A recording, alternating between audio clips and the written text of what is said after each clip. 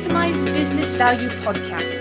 This podcast is brought to you by Mastery Partners, where our mission is to equip business owners to maximize business value so they can transition their business on their terms. Our mission was born from the lessons we've learned from over 100 business transactions, which fuels our desire to share our experiences and wisdom so you can succeed. Now here's your host, CEO of Mastery Partners, Tom Bronson. Hi, this is Tom Bronson, and welcome to Maximize Business Value, a podcast for business owners who are passionate about building long-term sustainable value in their businesses. This episode is part of our series on books written by Certified Exit Planning Advisors, or CEPAs. If you've been listening, I attained my CEPA certification in 2019, and earlier this year, I was invited to participate with other CEPA authors in the Author Showcase at the Exit Planning Conference in Scottsdale, Arizona, where I picked up some great books. Justin's is one of those. In this episode, I'd like to welcome our guest, Justin Goodbread, CFP, CEPA, CVGA, EIEIO, and Chief Strategist Officer at WealthSource. Now, Justin is a nationally recognized financial planner, educator, wealth manager, and speaker with more than 20 years experience in starting, buying, owning, and selling businesses. He's become a four-time recipient of the Investopedia Top 100 Advisor Awards and is the 2022 Peter Christman Exit Planner of the Year. Very exciting. I was there when that was awarded. As a two-time author, Justin's first book, The Ultimate Sale, was named an Amazon Best-in-Class title. In it, he teaches how business owners can create a long-term value and accelerate growth in their company so it can be sold for top dollar when the owner is ready to retire.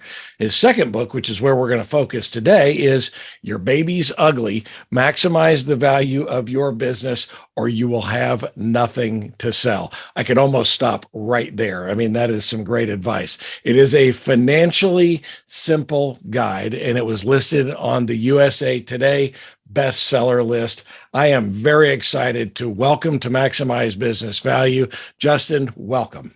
Thanks, Tom. Thanks for having me, brother. I look forward to this conversation. It should be a lot of fun. You and I have a lot in common, and we use a lot of the same terms. So tell us a little bit about your background and why you became a certified exit planning advisor. Sure. So I've been a business owner almost 30 years now. I probably need to update that. It's almost 30 years. Started my first business when I was 15 years of age and fell in love with business. I have this passion inside of me that we business owners carry the back of our country. We employ so many people nationally. And, as the small business community, as the business community goes, so goes the country, so goes the world for that matter. So I have this passion to help business owners. I often say that no one understands a business owner but a business owner.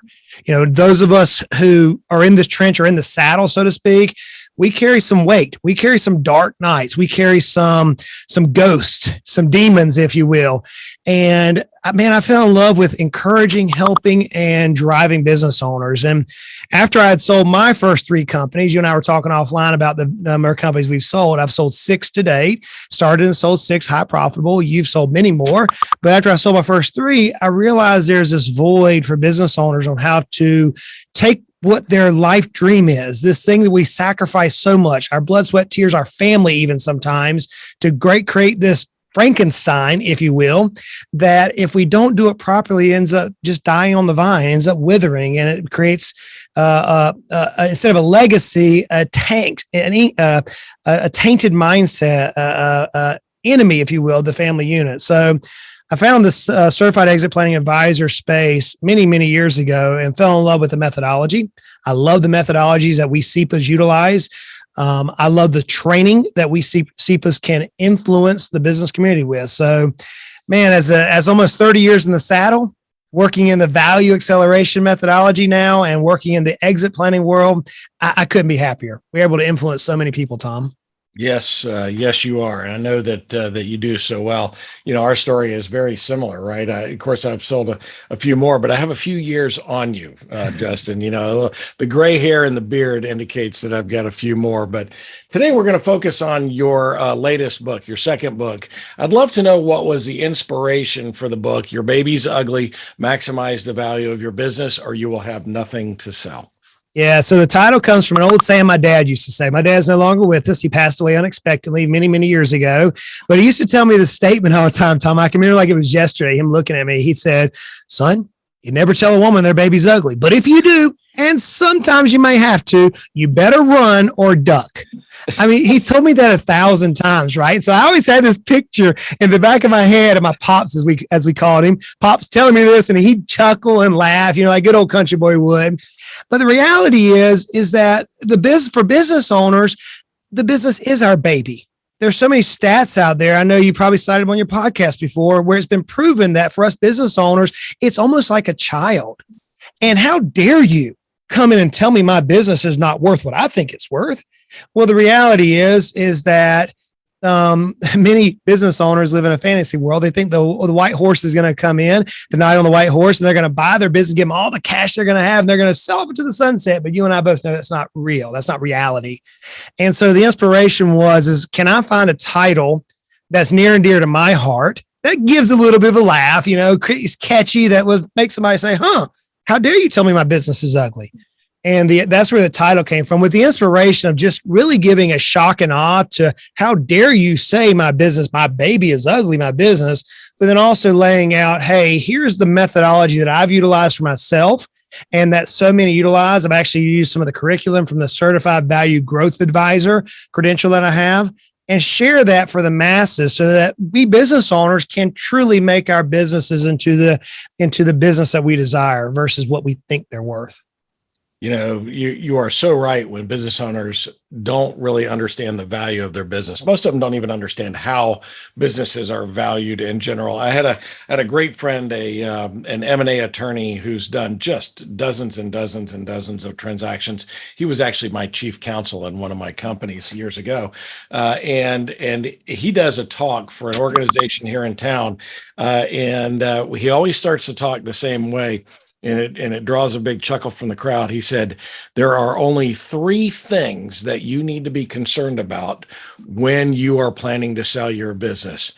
1 is earnings, 2 is earnings, and 3 is earnings. Because 97% of transactions are based on earnings. Now there's all kinds of other methodologies, but it's most, especially small businesses, are earnings based. And you mentioned the stats. When I took my CEPA course, Chris was really Chris Snyder, another author that we've had on the podcast, talks about 80% of transactions don't make it to the finish line. Well, we actually did the math. We compiled as much data as we could find from everywhere, and it's an 83% failure rate, meaning only 17% of business owners actually make it to the closing table. And to me, you just hit, in my opinion, one of the biggest reasons why 83% fail, and that is unrealistic expectations of enterprise value. Most business owners think their business is worth so much more than it really is. How do you approach that with them to help them really understand why their business is a little bit ugly, maybe? Yeah, so you can actually, what I do is I take it one step further. I agree with your calculation. That's the same calculation I was able to calculate myself.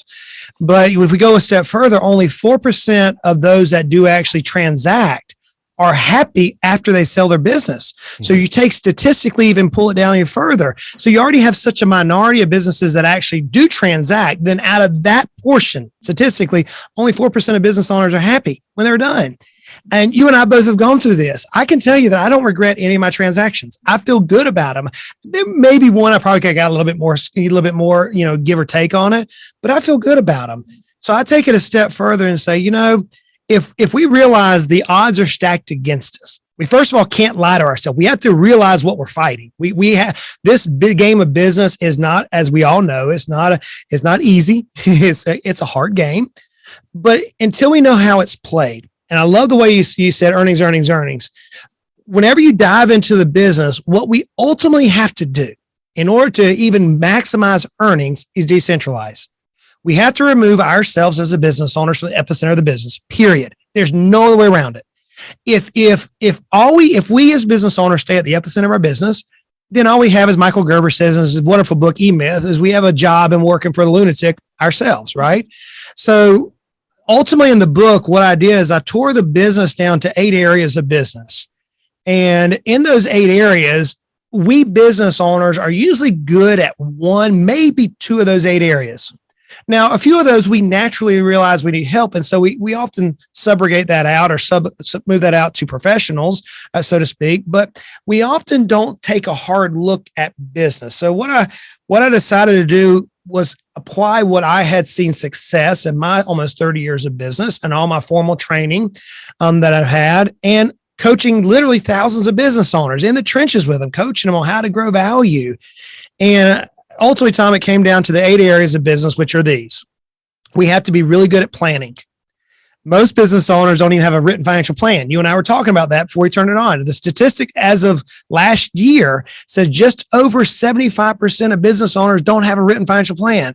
And so if you don't pause long enough to even take care of your family at home, who you say you love more, or I say I love more than my business, then I almost can guarantee you haven't done any planning in your business. Okay. So one of the first areas we have to deal with is planning. Where are we going? How are we going to get there? Why are we going there? Then we have to go to leadership. That's the second area of business.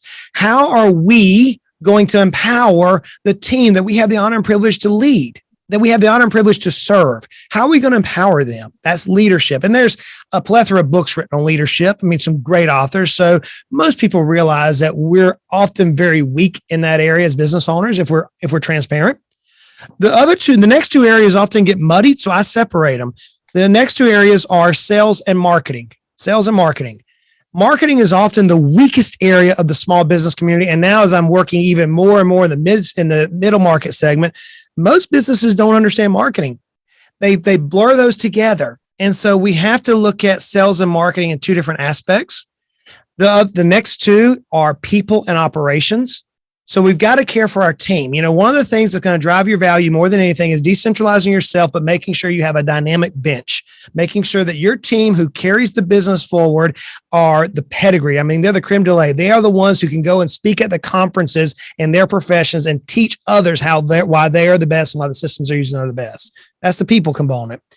Operations is pretty self-given. We know how Lean and Six Sigma and some of these other types of manufacturing process managements have kind of morphed into even the service industry and the retail industry. But we have to make sure through the operations that decentralization is happening, that we, the owners, aren't the linchpin, that everything is not hinging upon us. And then finally, the last 2 is finance and legal. Typically, we'll outsource our finance to a CPA or a CFO. And then obviously, we all know the power of having a good attorney on our side. So as I was writing this book, it was putting my old country boy, living on a dirt road in South Georgia growing up, putting my country boy type of spin on things, saying, look, business is not hard. We don't have to go to Ivy Leagues in order to run a successful business. We just have to use some basic principles. And the whole key is decentralization of ourselves from the business. In order to do that, what do we need? We have to have systems and processes.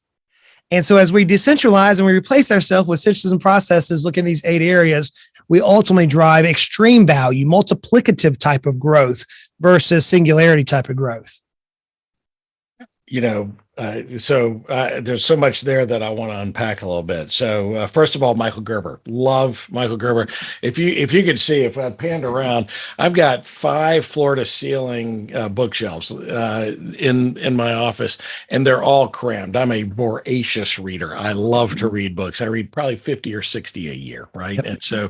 And that's crazy. Now, but you mentioned, 75, I hadn't heard this stat, 75% of, I think that's what you said, of business owners don't have a financial plan. Did I get that stat right?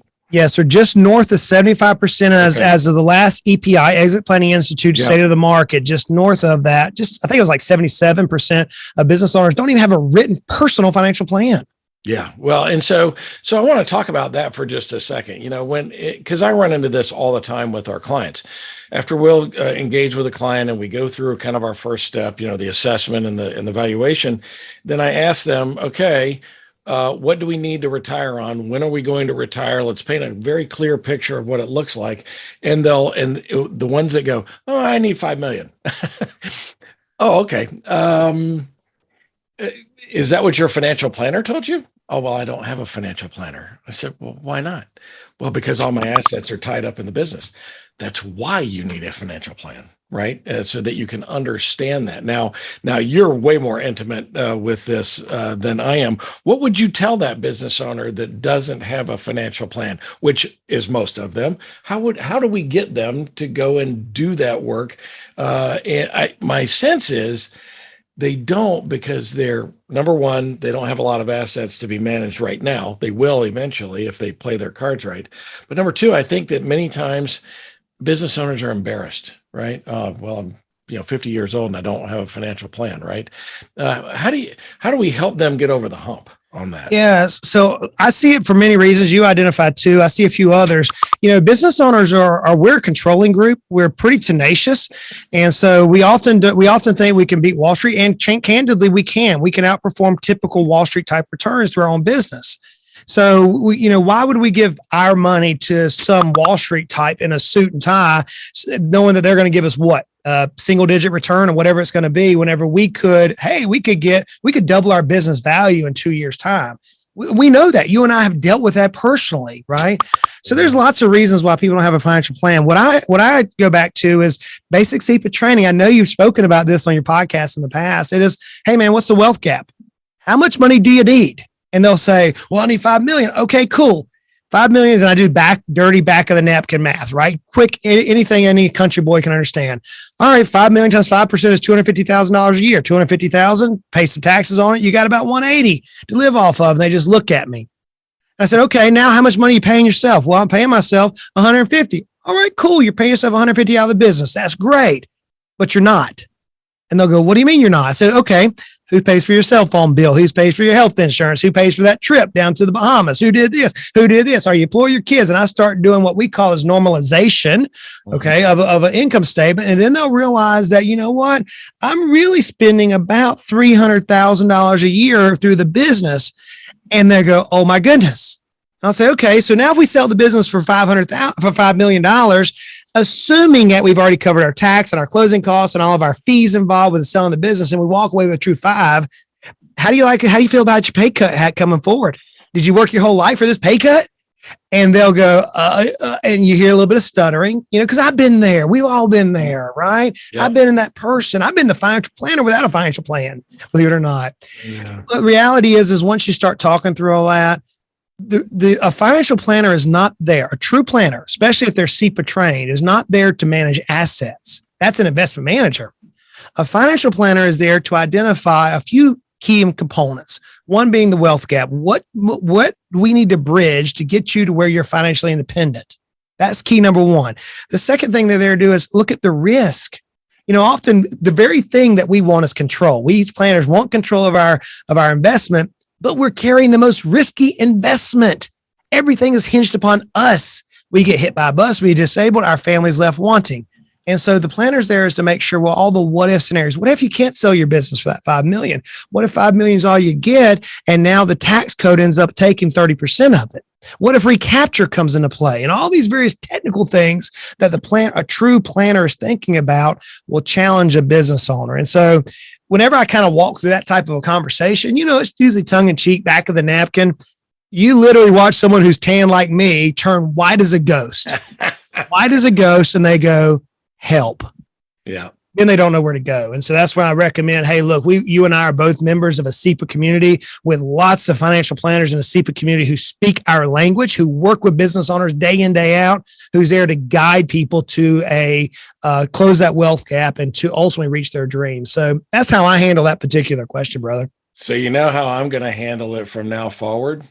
I'm going to look them right in the eye and say, okay, right now you need to go download Maximize Business Value Podcast 132 with Justin Goodbread. Listen to that, and then I'll be back. There you go. There you go. That's awesome. We're almost to a break. I do want to ask another question before we run out, though, because you've talked a little bit about building value and we've talked about profitable business. Can you share with our listeners the difference between a profitable business and a valuable business? Aren't they really the same thing? They could be for many, but I don't consider them the same thing. So just because a business is profitable and somebody's able to put hundreds of thousands or millions of dollars in a pocket doesn't mean somebody's going to buy it. It means that maybe you've created a job potentially that is giving you an income, but it doesn't mean that there's value there. Value is only perceived whenever somebody from the outside is willing to come in and say, hey, I'm willing to give you money in exchange for your machine that you've created. So there can be profit, but there may be profit without value. But let me reverse it. There will never be value without profit. You have to have the profit. You have to have profit there in order for you to have value, but you can't have profit without value. Our job as business owners is to drive profit simultaneously increasing value. We want to create the machine that somebody is willing to pay us for, while at the same time we're rewarding out of the lifestyle that we desire. That is a great explanation. And so on that note, we're talking with Justin Goodbread. Let's take a quick break. We'll be back in 30 seconds. Every business will eventually transition, some internally to employees and managers, and some externally to third-party buyers. Mastery Partners equips business owners to maximize business value so they can transition their businesses on their terms using our 4-step process. We start with a snapshot of where your business is today. Then we help you understand where you want to be and design a custom strategy to get you there. Next, we help you execute that strategy with the assistance of our amazing resource network.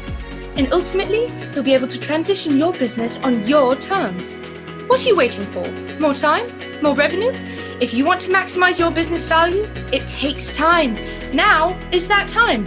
Get started today by checking us out at www.masterypartners.com or email us at info@masterypartners.com to learn more. We're back with Justin Goodbread, a certified exit planning advisor and author of Your Baby's Ugly, Maximize the Value of Your Business, or You Will Have Nothing to Sell. So, Justin, how does preparing for the owner's exit of the business influence the business sooner? Oh, wow. That's a heavy question.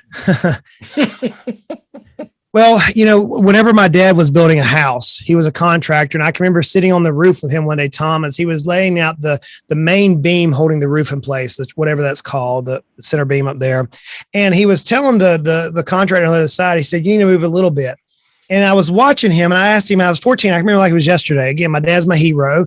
And he said, son, I said, Pops, why did you say that? Just move it a hair. What did you mean by that? And he took his pencil out of his ear, because you know how contractors do, the carpenters, the old school carpenters, they had their pencil in their ear. Yep. He pulled the pencil out of his ear, and I'll never forget it. Tom, he grasped the metal clasp of the pencil, because you can almost see the eraser is where he's facing him, and the pencil point is facing away from him.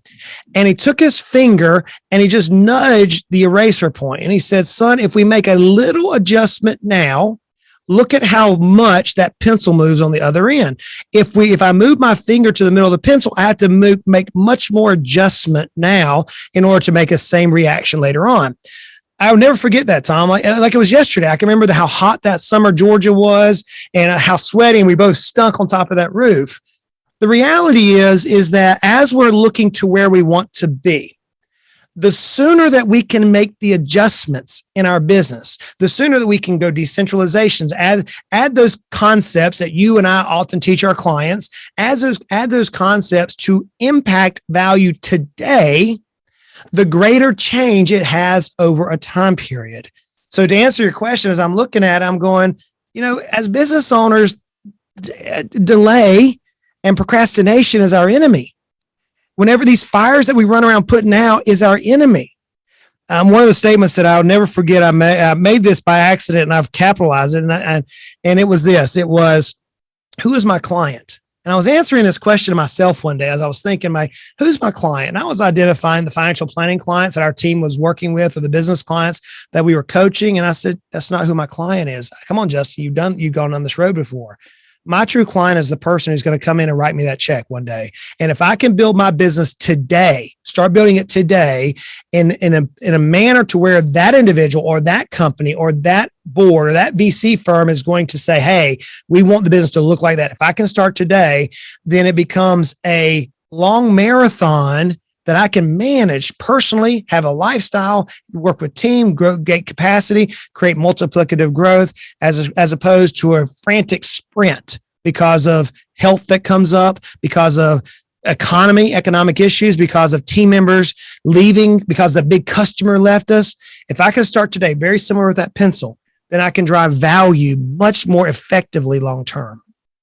I love that. We use a lot of the same language. I tell our clients it's a marathon. It's not a sprint. You can't do this. I use the analogy, most of my clients, have, or a fair percentage of them have college degrees, right? This is not like a college course that you can skip all year, stay up all night, study for the final exam, ace it, and pass the course. It is the little incremental things that you do to build long-term value in the business that will have major impact later. It's almost like, Warren Buffett's the value of compounding, right? And little changes you make today will compound over the period of many, many years. And when I would love to hear how you might answer this. People ask me all the time, when should I start exit planning? So Justin, a business owner, when should I start exit planning? Yesterday, period. I don't care where you're at, yesterday. The reason why I say that, friends, is because one thing is true, and it's an old Latin term that says tempus fugit. In other words, time is flying, time is fleeting. I'm sitting here now, 30 years in business going, where'd it go? My daughter's getting ready to go to college. And just yesterday I was changing her diaper. Time flies. The reality is that I go back to what I said at the beginning. If we're being truthful and we're being honest with ourselves, we're scared to death as business owners. There are things that are keeping us up at night, whether that be that customer is going to leave, whether it's an employee that we love that's going through a hard time, whatever it is, there's something that's keeping us up at night. The reality is until we start creating that exit plan, we're not going to be intentional about driving that value. And life is going to flee, almost like sand through an hourglass. It's going to go so fast. So whenever someone says, hey, man, I'm just getting started in business, I'm like, great, what's your exit? They look at me sideways. I'm like, almost like a calf look at a new gate, Tom. Like if you've been in the country. And they look at me like I'm a crazy man. They go, I don't even know what that means. I'm like, okay. Let's think about this. Let's vision where we're going. Think about this, friends.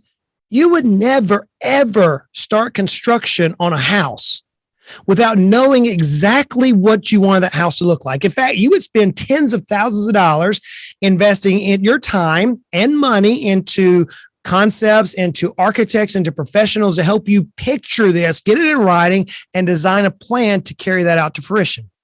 Why in the world would we take our number one asset, the single largest thing on our balance sheet, and put it to bed, not even thinking about putting a plan in place for that single largest asset? Come on, friends. So as business owners, whenever someone asks me that, Tom, I'm like, I get passionate, as you can tell. It's like, come on, guys. I don't want to be that statistic that we began with. I want to be in that 4% of people whenever I walk away from the business, or whenever I pass it down to my kids or employees or wherever it goes, all the various methods we can do. I want to know that I've left everything on the field, like my coach used to say. I want to know that I've given everything I could. And the only way that happens is if we start yesterday. Yep. I love that. I often say to business owners that ask me that question, they say, when did you start? I've done 100 transactions, as you already know. We were talking offline. I've done 100 transactions in business, and we've been successful 100% of the time. I never bought a business or started a business without first defining what my exit strategy was going to be, because to me, exit strategy informs, it doesn't replace, but it informs business strategy. If you understand how businesses transact in the space, then you can be making business strategic decisions that are going to improve the long-term value of the business. Now, that doesn't mean that it always works out for me. I've done in my last company that I sold in 2018. Before I actually started by buying that company, and later on I bought 17 more companies and layered it into that. So we did a little bit of a roll up in the restaurant, retail, and winery technology space. And the original exit strategy that I had when I bought that company had changed because the industry changed. And so we went from a multiples of earnings type of a business to suddenly in 2008 to about 2012, businesses were trading on a multiple of recurring revenue. Now, to a certain degree, some still do that, right? And then in 2012, it flipped back over. But knowing that and understanding how businesses transacted, that changed my business strategy each time those things flipped. And my point is to business owners, if you don't know it, if you don't define it up front and understand how things are trading, and then think about it on a regular basis, you won't know when market changes happen, and you won't be prepared, and you won't get what you want for that business. So I'm like you. We start all the way back at the beginning. I never bought a business without or opened a business without understanding that exit strategy. Now, if someone wants to maximize, if they want to maximize something, if maximization was something a business owner really wanted to do in their business, start working on in their business, what direction would you point them, Justin? Yeah, that's a great question, Tom. So, I was watching the other day a professional sports team, and I noticed that these professional athletes, top 1% in the world of this particular sport, they had multiple coaches around them telling them, some issues that they were dealing with. Now, what's amazing to me is the top performers in the professional athlete area have coaches, eating coaches, hitting coaches. If we're talking about baseball, running coaches, you name it. First thing we're going to do is we're going to say, get a coach. Get somebody who can look for your blind spots, period. Number one, no question. No, don't pass go. That is number one. I've had a coach in my life ever since I sold my first business. I hired somebody from that point forward on all my other 5 businesses, and they have yielded enough for me to maximize the value. So that's number one. Number two is you've got to have an assessment. Just like whenever you go to the dentist and they take an x-ray of your teeth to see what's going on, an assessment of your business, someone from the outside looking in, looking for the holes, looking for those things that you don't know. We have that familiarity bias. They're going to tell you your baby's ugly. Get ready for it. It's coming. They're going to tell you that you have some problems here. But as they look through that, what they're taking on is experience. I've walked through 1,000 different coaching meetings. That means I've gone through this episode now thousands of different times. I've seen a million different ways, right? So I bring all that experience if I'm coaching somebody. If you're doing the same thing, Tom, as you're coaching somebody, right? Yep. So you get a coach and they do an assessment and they're going to walk you through, and then they're going to prioritize using all their knowledge and what your goals and aspirations are. They're going to prioritize the things that you need to focus on in order to gain you maximum value without going into fatigue. It doesn't do any good if we make it so hard you can't have those wins in the early phases. This game of business maximization, it is stinking hard. It is not for the faint of heart. If it was easy, everybody would be doing it. Yep. But those of us who put in the time, the effort, the money, the skill, hiring the right people to come alongside and encourage us, we can make these small incremental changes. Go back to that little pencil story I used earlier. We can make these changes today and have multiplicative major influence on our business within a 12-month, not talking years, 12-month, 18-month, 36-month. I love to tell people when they say, hey, Justin, what did you do? And I say, this is my exact quote. I love to teach business owners how they can double their net worth every 36 to 48 months. Period. Yep. Because in business, we can do that. In business, when you couple in all the things that you teach about and all the things that our CEPA community teaches about, we know how to take somebody's net worth. We can teach them. Doesn't mean they can, but we can teach you how to do it. Now it's up to you and your team to carry it out. So whenever I'm talking to somebody, bro, that's kind of how I walk them through that. I love that. When we engage with a client on an annual basis, we do a review of the enterprise value of the business. And as we're working and we're coaching and we're meeting with our clients on a regular basis, and they're making changes and it's starting to feel a little different, it's really an eye opener a year later, 2 years later, 3 years later, at where we started in terms of enterprise value and where we sit today. And they light up and they're like, oh my gosh, this is amazing, right? The things that we're doing. And so I'm a big believer in having coaches. I think that is a great suggestion for business owners. So tell us, before we wrap up here, tell us a little bit about your practice and how you help clients drive toward their ideal exit today. Sure. So as you mentioned, I'm the chief strategy officer of a company called Wealth Source and Wealth Source Business Advisors. Before I sold my company, I owned 3 different companies. They were a financial planning firm for business owners. It was a business valuation firm for business owners, and it was an education portal for business owners. And since I sold my company to Wealth Source, the acquiring company, they now have me building out a business valuation, a business value acceleration company for business owners in the small business space, just maximizing what I was doing before. And they also have a financial planning firm for business owners, with business owners who walk through the financial planning process. They've been there, done that. Where I spend most of my time, though, is I love educating. I love doing this, brother. This fires me up, being able to speak to people and keeping, we business owners, we're tenacious, but we get tired. And I love to try to motivate people, try to speak into it. So I spend most of my time on the Financially Simple experience. You can Google Financially Simple. We have a podcast with just over 430 or 40 or 50 episodes now. We have a blog that has thousands, I believe, of articles on it. We try to educate business owners. We've been writing books. And so what my challenge would be is, you and I are both CEPAs. If somebody's listening to this and you have this question, go to my blog and say, check out Financially Simple and say, hey, Justin, I had this question. Type it in the search engine. And if I don't answer that question, let me know, because I want to give an insight, find people like Tom, find people in our community, in the CEPA community, who can come in and speak as professionals to the issues that we business owners face day in, day out. So I would say that right now, most of my time is spent educating. Most of my time is spent encouraging and trying to help business owners see there is a better way.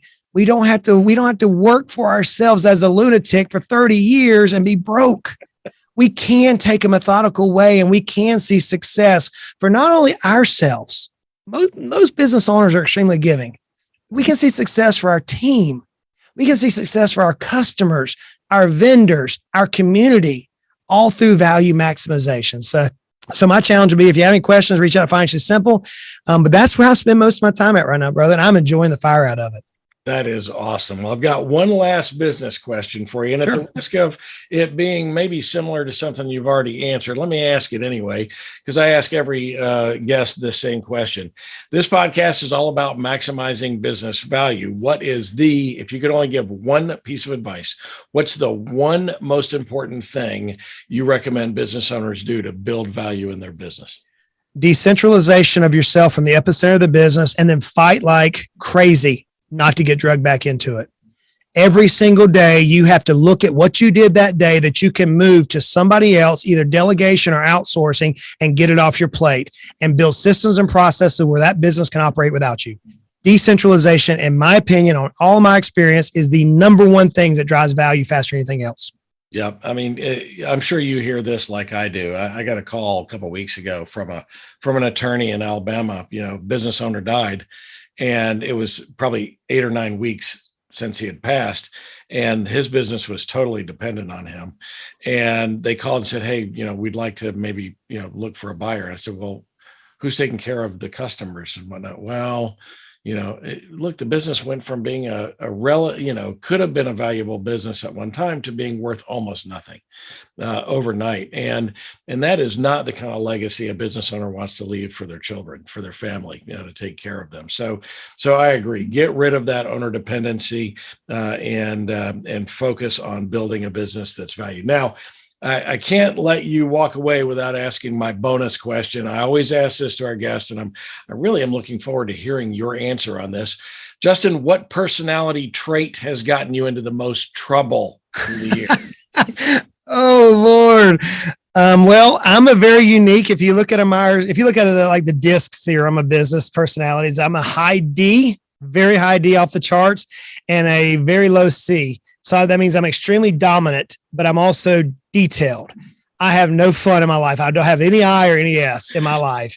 And so my wife is opposite. She's really fun to be around and she's systematic. I'm the opposite of that. The personality trait I have that I've gotten into trouble more often than not is driving ahead in my dominance, charging hell with a water pistol and not calculating the wake of destruction I'll leave behind me or the attacks that come in as I do that. So without getting that plan in place, it has caused me more problems. It's caused me legal problems. It's caused me friend problems. It's caused me family problems. So that's my trait, man. But that's who I am. That's how God created me. More than once after an executive team meeting at one of my businesses, my executive director of HR would follow me back to the office and say, I don't think that came off the way you thought it came off.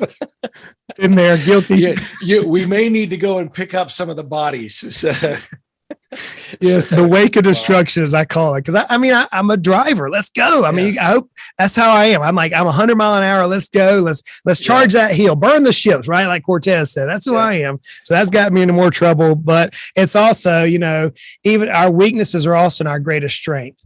So my challenge to business owners is, as they heard that question repeatedly on your episode, we're all thinking about that ourselves. But I will say that I probably wouldn't be where I am today had I not had that personality trait. So it's learning to lean into it, but also try to minimize the wake of destruction that comes from that for me. Oh yeah. I'm a big fan of we just recently did a podcast series on different types of testing, right? The personality testing and whatnot.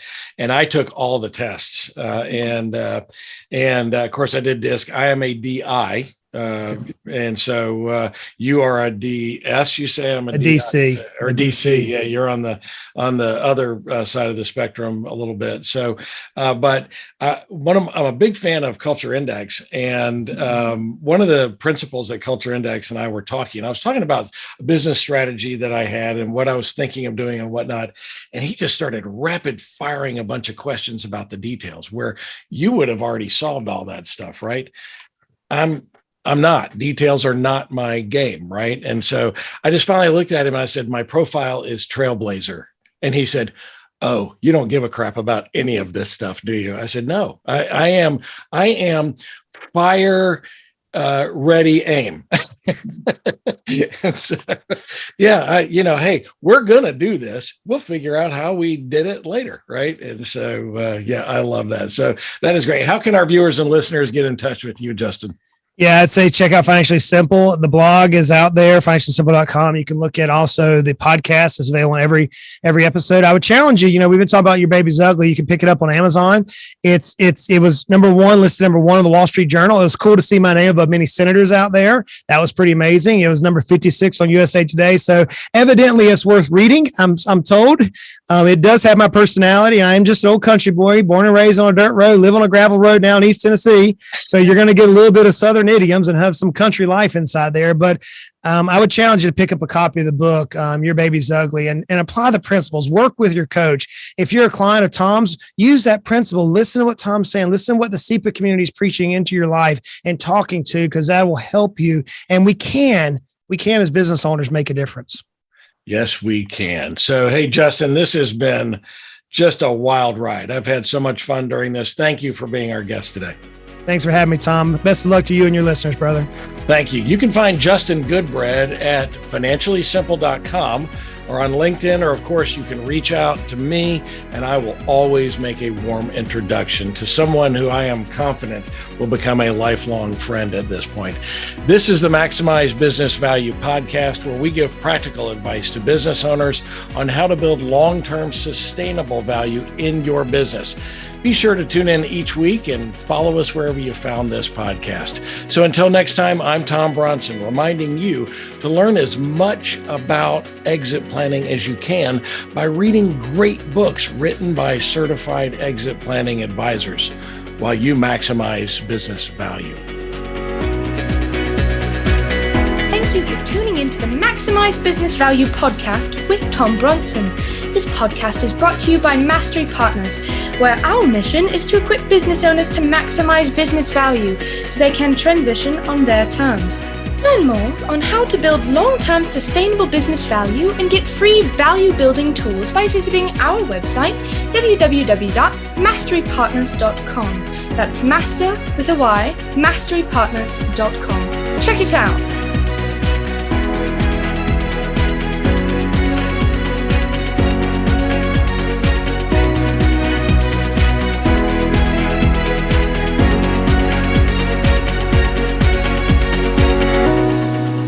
That was perfect. I wouldn't make any changes on that.